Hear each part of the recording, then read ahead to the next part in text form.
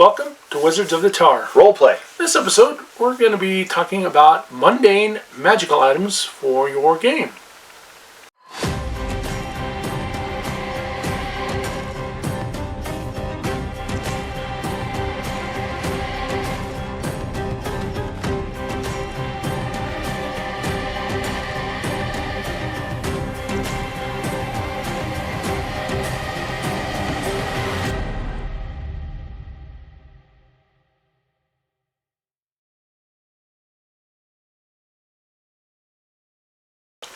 Welcome to Wizards of the Tar. Roleplay. And this episode is mundane magical items for your game. What are mundane magical items? Well, they're simple little things that aren't in your DMG or your core rulebooks. They're things that are just kind of fun to kind of give to your players. Now, a long time ago in one of the Dragon magazines, it's where I first saw some of these magical items, and it's just started an idea in my head that in my campaigns that I'd like to once in a while throw out simple little magic items. Sure. I mean, it could be something really simple. It could be just an item like a brush or a mug or something like that has magical benefits one way or the other. Now, we differentiate mundane magical items away from Well, like your ring of protection, special weapons or special armors. Mundane magical items are more useful on a daily basis. Right. Not in or out of combat, but they're useful more on a daily basis in interactions with people or interactions with the world. Yeah. Tom's got one right here. It's called the Quill of Writing. Yeah. When he commands it, it writes for him. Isn't that something? It's amazing. It's a simple little item. Yeah. What Delaney likes to give these out is sort of like Rewards. kind of rewards or gifts in the game. Yeah, instead of tossing out really powerful magic items that can overbalance, these things aren't really designed to overbalance. Now, they can be super beneficial. Oh, absolutely. They're very beneficial. Now, we were talking just a minute ago about a gem of fire starting.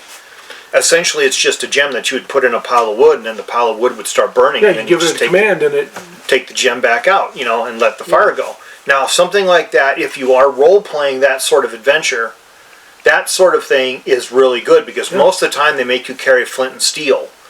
And then you've got to make a check to make your fire starting, a survival check to make your fire starting. And this will allow you possibly to start a fire with wet wood, or with just stuff that you find, broken up table or chairs or something like that, But it'll start a fire, with just a simple command. Now, that's something like that's pretty useful.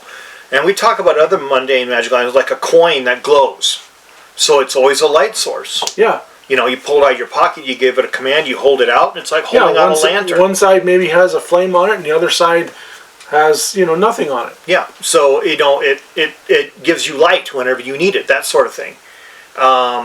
They can be very, very useful, but they don't have to be something that benefits you, so to speak, in combat, or benefits you in your overall campaign quest. Yeah. They're just something that makes your life in the game easier. They can be boosts or buffs that add into you, or the supplemental spells, like the light coin. Instead of somebody casting light, you've got this coin that when you have it one side up, it's lit, and when you have it down, it's dark. Yeah, and then that's a really good idea to bring up, because a lot of times, sometimes you don't have a balanced party. A balanced party means that you'd have a wizard, cleric, fighter, rogue, whatever in there.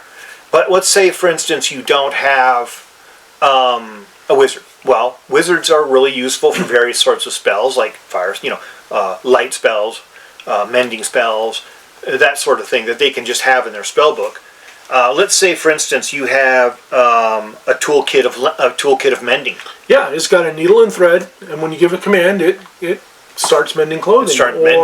You have a little hammer and rivets and stuff, and it starts. Yeah, you just lay your broken armor out, put the hammer on, and all of a sudden the hammer hops up and starts repairing. Yeah, something like that would be really, really useful, because you don't have to burn a mending spell. Yep. Delaney talks about the brush of combing, it's a very simple thing, and what it does, it just brushes or combs your hair. on command, or a friend's hair command. Yeah. Whoever you command it to, comb, brush my hair, comb, brush my beard. So And what it jumps up and starts brushing Yeah, it. so what would that do? Well, that would give you a plus to your charisma or to your diplomacy because you look better. Yeah, maybe makes for you a look very better. short time, and it'll Yeah. only last a short time. Yeah. I mean, it could give you a boost for, 6, 7 rounds, whatever, to make you look better to people. Something like that's really useful. We talked about a horn of everlasting mead. Yeah. Essentially just a horn that you pull it out, take the cap off, and it's always got mead in it. You never run out of mead. We had that in our last campaign, Yeah. and somebody was loving that. Yeah, you never run out of mead. It's like, wow, this is great. It may not be the best mead, but it's always there, and it's always you've always got something to drink. Yep. You don't have to worry about making survival checks in that sense. All you have to do is just drink your mead. Right. Or maybe the mug of ale. Yeah, Never-ending mug of ale. yeah. I always thought stuff like sustenance gifts were really cool. Like Yeah, a fork that you Yeah. put in your mouth and it acts like it feeds you, even though there's no food on it. Yeah, that, or you have a bowl that every time you take the lid off the bowl, there's stew in it. Yep. And it's like, I don't need to go hunting tonight. I just take my lid off and I've got stew. Yeah. That sort of thing. So, So there was another coin that you guys got in my last campaign, which was from the merchant. There was a Yes. merchant traveling around the realm, and he followed the god of trading and merchant and Handler. luck. Handler. Handler, Yeah. yep. And for a reward for helping him out, he gave him this coin, and for one person, it allowed them to re-roll one dice once per day. Yeah, no, that was Any dice. that was really useful. Now, Delaney had to remind me about that. And I actually looked through, this was the journal from that campaign, and I got to say, we got all the way to Almost to the end. almost to the end of this journal right there. I mean, that's a big chunk of journal that we did. This is like a 500-page book. I looked in there, and I could not remember that coin from Handler. Yeah, the but coin of Handler. I remember it when we used it. Because if it was one of those things where if you blow a roll, you're like, oh, Handler's coin. Then you can re-roll it. And let me tell you what, when you're trying to fight a boss or try to make a save, the ability to re-roll and luck is really instead useful. of rolling a fumble, now it's not a fumble. Exactly. It's very useful. There's another, we were looking through this again. One of my characters had, I guess the best way to describe it would be night terrors. Yes. Because he had almost died several times, I think. Right? Yeah, I can't remember exactly what it was, but Yeah. I mean, he was a warrior, but he had night terrors because he had almost died twice, and he had seen death like reaching for him, and so he couldn't sleep. And I had to make rolls a lot to try to see if he slept, or otherwise he'd be fatigued the next day.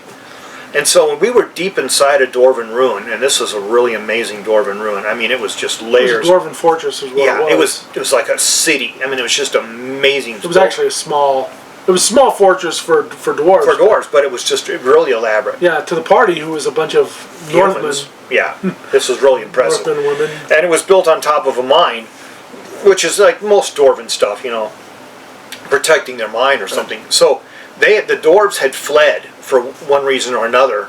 I guess we figured out that it was the gas. There was a gas coming up from below. That we had that they had broken open a pocket of poisonous gas, and they had to flee.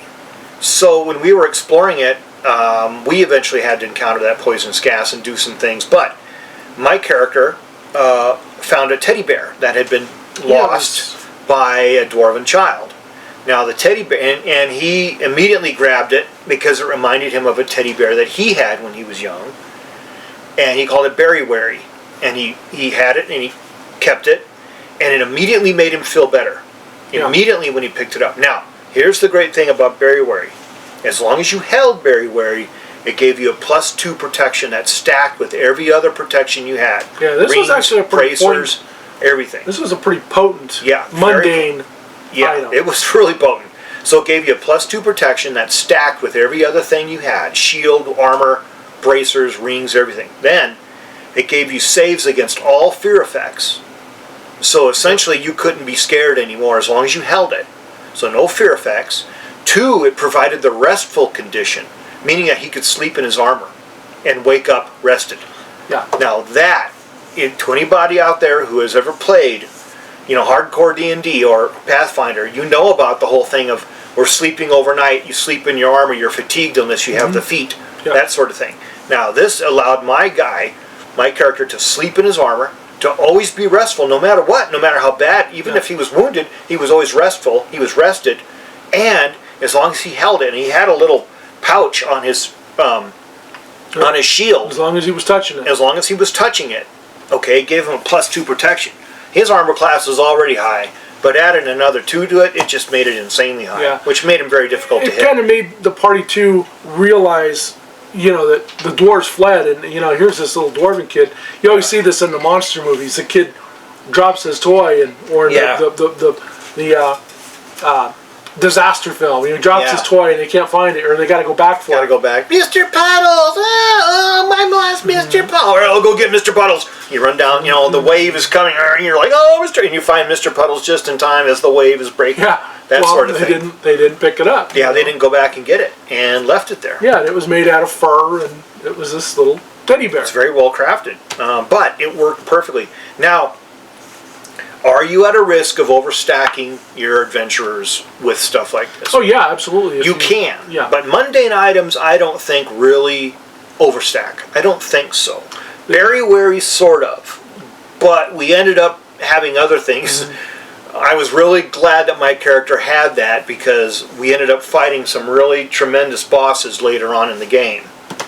But I fail to see how a gem of firestarting is going to overstack your character. Fork of substance, or plate or bowl of soup. How is that going to overstack your game? I just don't see that. And some people can be really miserly with mundane items, and I don't know why. It makes the game fun, right? Yeah. In fact, in the campaign we've got, the DM gave us a key that'll unlock locks. Yeah. It's a special kind of... We didn't have a rogue. Yeah, it's a special kind of key that unlocks locks, which... I got to look that up again and see what that does, but... Yeah, but I remember that. It's a really elaborate key. Yeah. Yeah. It's kind of like a key of knock, is what it is. It's not a wand of knock, it's like a key of knock. And it basically changes its shape to fit into almost any keyhole. Now that's pretty dang useful, I gotta say, right there. And that's probably at the danger of overstacking. Basically, you can open any door with it. So, yeah, that's pretty overstacking. Yeah, I think if I was giving something like that, it would just improve your skill to pick locks, and you still could fail. Well, let's say, okay, so here's a point of discussion. Let's say you have a key like that, but you can only use it once a day. Yeah. So that, in my opinion, that's pretty useful. So yeah, it'll help you open any lock, but you can only use it once a day. Once in a 24-hour period can you use it. Yeah. So you can open up the temple door, but once you get inside the temple and the inner sanctum door is there, you're like, oh crap, I already used this. Yeah. All right, where's the rogue and the lockpicks? That kind of stuff. Right. So that's if you use it right and use it correctly, I think it probably works really well. And I, for one, am grateful that Delaney gives mundane magical items. We all don't have to have the crown of ultimate seeing, that kind of stuff. I just think it's really cool that we have things like, let's say, so let's look at, okay, what would be some mundane magical items? How about a saddle that whatever horse you put it on, calm the horse down? Yeah, that's a good one. Because horses are always frightened by animals, dragons, attacks, whatever. But if you had the saddle on the horse would always be calm. Yeah, it would never buck you off. The sleeping blanket of warming. Yeah, a blanket that always warms you, no matter what. No matter how cold you are, you just roll yourself up into a blanket and it keeps you warm. Okay, so you don't have to take damage overnight in extreme conditions, which, that's a serious thing, because especially if you're in a cold situation, you have to make rolls to make sure that you don't freeze to death. Yep. You could have anything. You could have, you could even take weapons and give them mundane properties that can do things. That maybe it sheathes itself when you. That, or one of the things, of course, is a dagger you throw that always comes back to you. Yeah, well, those are a little bit more potent. Yeah, that's pretty potent. The sheath that only maybe you can pull the weapon out, or. Well, that's pretty useful. A dagger that only you can draw it, so that no one else can take it from you, or something like that. I tend to think of stuff that's really more kind of sustenance-oriented. A bow of stringing. It doesn't do any magical thing. It just automatically strings itself. It automatically strings itself. or say a bow that sheaths itself. So you never have to drop your bow and grab your sword. You just let go of it and it jumps back into its sheath. You say bow in hand, bow and in then sheath. it jumps, and it jumps back and forth if you need it. So you never have to use an action. So it's a free action all the time. As I mentioned, the quill of scribing. Of scribing. You set it down and say, quill, scribe for me, and it starts scribing out for you, or write something for you. So those are little magical things that you can throw out your party. They're just kind of fun, and it's like I said, I love throwing these things out, coming up with new little things to kind of throw out at my party and say, hey, here's this thing, the pipe of Everlit smoking. For a wizard or your character has a pipe. I think in 3.5, I think I had gloves. My character Verlo had gloves of playing. Those are regular mundane or regular magical items. Those are magical gloves. Yeah, those were magical gloves. I seem to remember that. I seem to remember that he had a pair of gloves that allowed him bonuses for playing his instrument. Yep. Yeah, so that would be more of an overstacked item there because you get quite a bit to performance. So it's pretty much anything that you could think of that might help your party out a little bit or kind of make it fun and give them some role playing. Yeah. Why? That horn never seems to empty. Well, that mug never seems to empty. Yeah. Can I have some? Oh, sure. There's nothing in it. So a pipe of smoking, you never have to load tobacco in it because it's always got some in it. Yeah. And all you have to do is say a word and it lights itself and you're puffing. I mean, can you imagine in a world like that where people, would enjoy like a pipe in the evening or something? Yeah. And they're like, well, how do you do that? It's like, well, this pipe, it's always got my long leaf in it, and I just say, light it, and it just puff away, and stuff. People are like, what the? You never have to buy tobacco. It's always there. Pretty amazing. Yeah. So, anyway, we're going to end this episode of Wizards of the Tower. Roleplay. Don't forget to like, share, subscribe, spread the word, ring the bell, so that way you get notifications. I think we're up to 367 followers, which we're all happy about. Not too bad. We're slowly getting there, slowly building it. So, anyway, may all your adventures be epic. And keep on rolling. Thanks, folks.